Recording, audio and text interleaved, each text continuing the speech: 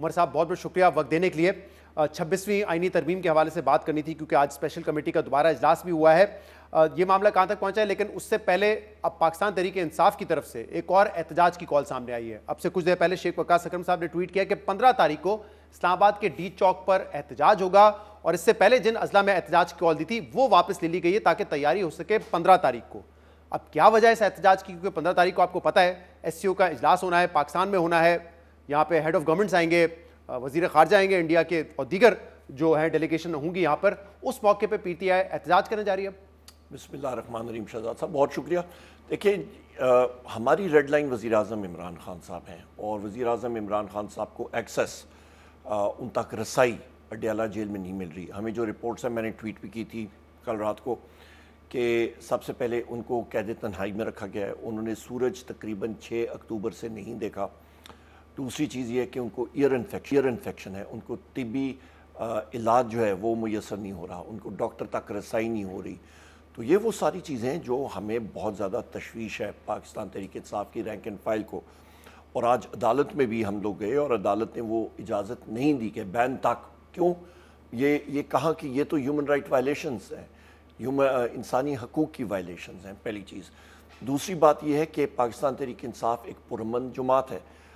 پوری دنیا میں آپ اقوام متحدہ میں دیکھ لیں, واشنگٹن میں دیکھ لیں, ہم نے خود کی ہے وائٹ ہاؤس کے سامنے. ہم نے پاکستان اسٹوڈنٹس فیڈریشن میں ہم لوگ ہوتے تھے, اور مسلم اسٹوڈنٹ فیڈریشن میں ہوتے تھے, جہاں پہ اسرائیلی پرائم منسٹر آتا تھا, ہندوستان کا پرائم منسٹر آتا تھا. ہم لوگ وائٹ ہاؤس کے بالکل سامنے احتجاج کرتے تھے. کوئی اور ہوتا تھا, سمٹ ہوتا تھا, ہم لوگ احتجاج کرتے تھے. اقوام متحدہ کے سامنے مختلف لوگ آ کے احتجاج کرتے ہیں. یہ جمہوری ملک کا ایک طریقہ کار ہوتا ہے. یہاں پہ ہم تو کسی کو پتھر تو نہیں مار رہے ہیں, پرامن احتجاج ہے, پرامن احتجاج کرتے رہے ہیں, اور یہ ہمارا آئینی اور قانونی حق ہے, تو کیوں نہ کریں ہم لوگ. عمر صاحب, جو آپ کے تحفظات ہیں عمران خان کی سیکیورٹی کو لے کے, ان کی صحت کو لے کے, کہ ان کو جو انسانی حقوق یا ایک قیدی کے حقوق ہوتے ہیں وہ ان کو نہیں دیے جا رہے, یہ تو اپنی جگہ پر ہیں اور اس پہ آپ اپنا مطالبہ بھی کر سکتے ہیں. لیکن ایس سی او پاکستان جیسے ملک میں اتنے ٹائم بعد ہونا, اور آپ کو پتہ ہے ایک سیکیورٹی کنسرن ضرور رہتا ہے, اسی وجہ سے 14, 15, 16 تاریخ تک سکولز بند ہے, دیگر کاروبار بند کر دیا ہے. اس موقع پہ اگر آپ یہاں پہ احتجاج کریں گے, آپ کو پتہ ہے کہ حکومت اس کی اجازت نہیں دے گی, اور پھر یہ معاملہ پرامن تو کہیں سے نہیں رہے گا. شہزاد صاحب یہی تو ستم ظریفی ہے نا یہاں پہ, کہ یہاں پہ سب کچھ بین کر کے اور دکھانا کہ جی سب کچھ پرامن ہے, ایک سٹرلائز کر کے ایک جگہ کو, اور کہنا کہ جی یہاں پہ سب کچھ ٹھیک ہے.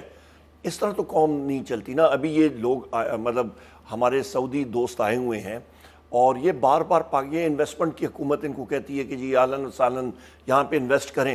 وہ کہتے ہیں بھائی جان لا اینڈ آرڈر اپنا ٹھیک کریں, اپنا سب سے لا اینڈ آرڈر کیا بلکہ رول آف لا ٹھیک کریں.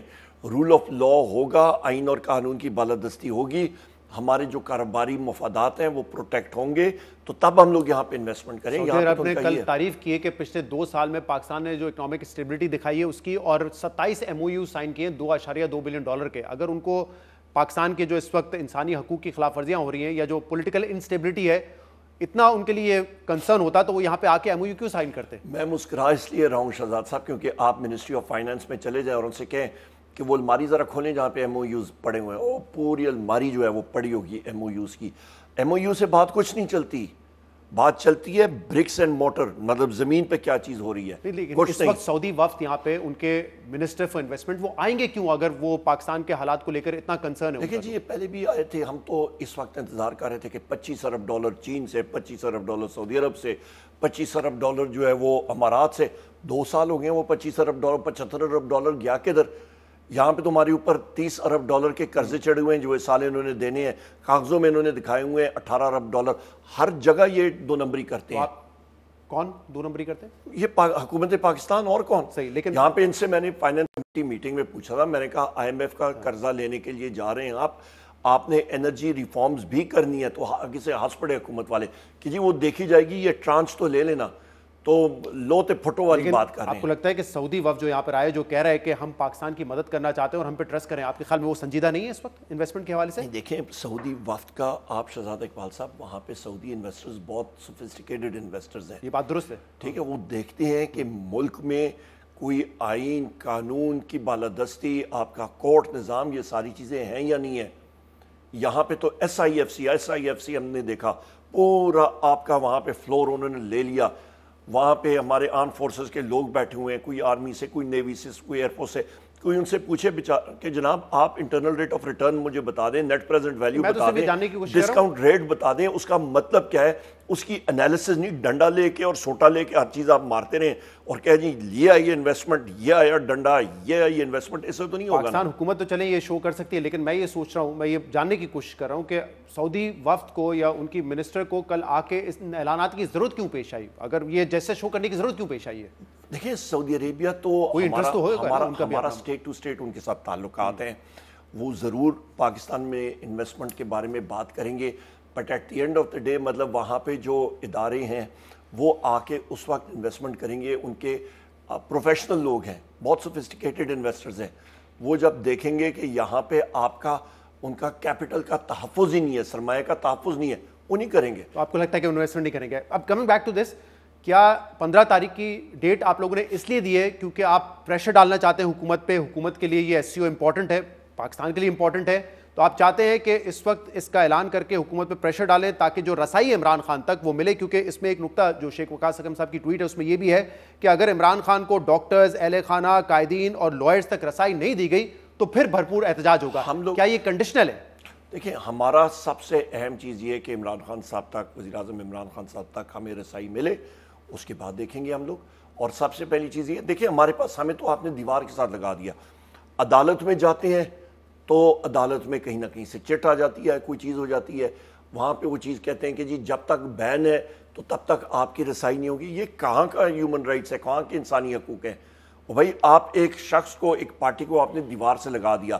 محسن نقوی کی میں بات کرتا ہوں, وہ بڑھ کے مار رہا تھا ادھر خیبر پختونخوا پہ, رینجرز نے, آپ کا آئی جی اسلام آباد نے, اسلام آباد پولیس نے جا کے ریڈ کیا ایک وزیر اعلیٰ کو اریسٹ کرنے کے لیے. میرے گھر پہ as leader of the opposition اس کے پی ہاؤس کے ریڈ کے 10 منٹ بعد میرے گھر پہ آئے بغیر وارنٹ کے, اندر دروازے کھولے, اندر آئے, سٹاف کو ہراساں کیا, ساروں کو سائڈ پہ کیا. یہ کیا چیز ہے؟ پاکستان میں کوئی لا اینڈ آرڈر ہے؟ راجواڑہ بنایا ہوا ہے ان لوگوں نے. تو جس وقت یہ چیزیں ہوتی ہیں, جا کے انہوں نے آرڈر دیے اسلام آباد سے, شہباز شریف نے محسن نقوی پہ 4 لوگ آپ کے امن جرگہ کے انہوں نے شہید کیے ہیں خیبر پختونخوا میں, خیبر ایجنسی میں, خیبر کے مقام پہ, ریگی کے مقام پہ. یہ خون ان شہداء کا شہباز شریف پہ اور محسن نقوی کے اوپر ہے. اور یہی وہ چیز ہے کہ محسن نقوی بڑھ کے مارا تھا کہ میں سخت باتیں کروں گا. یہ کل بھیگی بلی بن کے آیا تھا, نہیں مافیا مانگ رہے تھے, انٹیلیجنس ایجنسیز والے علی امین خان صاحب کو فونیں کر رہے تھے, ڈی جی جو ہیں وہ فونیں کر رہے تھے کہ جی خدا را کچھ نکالیں رستہ. بھائی کیوں آپ لوگ فرعون بنے ہوئے, کیوں آپ کی گردن میں سری ہے, کیوں آپ میں آکڑ ہے؟ یہ آکڑ, یہ چیز, یہ غرور جو ہے, غرور کا لبادہ صرف رب العزت پہنتے ہیں, انسان نہیں پہنتا. ہم یہ برداشت نہیں کریں گے. یہ اللہ تعالیٰ نے ان کو ایسا نیچا دکھایا ہے, 24 گھنٹے کے اندر اندر آئے ہوئے تھے وہاں پہ. اور آج اسد کیسر صاحب, اقبال افریدی صاحب اور میں خود, ہم لوگ گئے وہاں پہ, ہم نے فاتحہ خوانی کی اور ہم نے وہاں پہ لوگوں کو یہ ایشورنس دی کہ یہ سب کے سب غلطی جو ہے یہ وفاقی حکومت نے کی ہے. آپ کے کچھ اعتراضات بالکل ٹھیک ہیں, کے پی ہاؤس پہ حملہ نہیں ہونا چاہیے تھا, پی ٹی ایم کو بین کرنا اس طریقے سے اور پھر اس پہ اب نظر ثانی کی جا رہی ہے, یہ نہیں ہونے چاہیے. جو حکومت کے غلط اعمال ہیں وہ ہیں اپنی جگہ پہ, لیکن کل علی امین گنڈاپور صاحب نے خود یہ کہا تھا کہ میں نے فیڈرل گورنمنٹ کو کہا ہے کہ آپ ادھر آئیں, تشریف لے کر آئیں اور مل بیٹھ کے بات کرتے ہیں. تو کیا محسن نقوی گئے تھے وہاں پہ کیونکہ وہ مجبور تھے, یا گنڈاپور کی خواہش پہ وہاں پہ گئے؟ میں نے کل ہائی کورٹ کے ساتھ, پشاور ہائی کورٹ کے سامنے بھی میڈیا ٹاک کی تھی, پریس کانفرنس کی تھی, آج بھی کی ہے. بنیادی طور پہ شہزاد اقبال صاحب میں نے یہ بات کی تھی کہ علی امین خان کا دل جگرا بڑا ہے, وہ تو ان کو معاف کر دیں گے کیونکہ وہ ایک گورنمنٹ کی ایگزیکٹو پوزیشن میں بیٹھے ہیں. اور خیبر پختونخوا کی عوام نہ شہباز شریف کو معافی دے گی نہ محسن نقوی کو, جن کے ہاتھ پہ ان 4 شہداء کا خون ہے. لیکن میں کہہ رہا ہوں کہ وہ جو آپ کہہ رہے ہیں کہ بھیگی بلی مان کے چلے گئے, وہ تو گنڈاپور صاحب نے ہماری ریکویسٹ پہ آئی ہے, خود گیا تھا نا گنڈاپور صاحب نے کل کہا ہے, ویسے آن ٹی وی کا ہے, وہ مہمان نوازی کے تقاضے میں انہوں نے کہا ہے. اچھا, ورنہ حقیقت یہ ہے کہ وہ خود گئے وہاں. آبویسلی خود گئے, یہ سارے کے سارے خود گئے تھے ادھر.